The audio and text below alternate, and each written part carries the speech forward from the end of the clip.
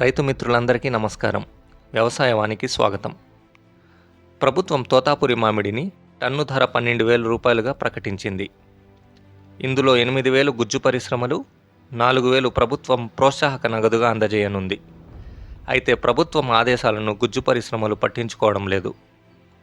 పరిశ్రమలపై అధికార యంత్రాంగం తీవ్రమైన ఒత్తిడి తెస్తున్నప్పటికీ వారు వైఖరి మార్చుకోవడం లేదు. కలెక్టర్ ఆదేశాలతో ఈరోజు కొన్ని గుజ్జు పరిశ్రమలు తెరుచుకోనున్నాయి. ఇక టేబుల్ రకం మామిడి ధరలు స్థిరంగా కొనసాగుతున్నాయి. నిన్నటి మామిడి ధరలు మార్కెట్లో ఎలా ఉన్నాయో చూద్దాం. తోతాపురి కలర్ 12,000 నుంచి 15,000గా ఉంది.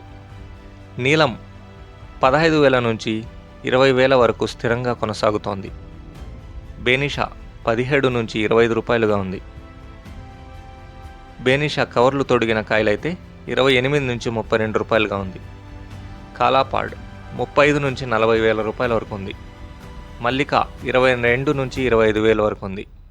ఇమాం పసంద్ 55,000 నుంచి 85,000 వరకు ఉంది. ఖాదర్ 22,000 నుంచి 28,000 వరకు ఉంది. రేపటి సమాచారంతో మళ్ళీ కలుద్దాం. అంతవరకు సెలవు. ఈ వీడియో మీకు నచ్చితే వీడియోని లైక్ చేయండి, ఛానల్ సబ్స్క్రైబ్ చేసుకోండి. Thanks for watching.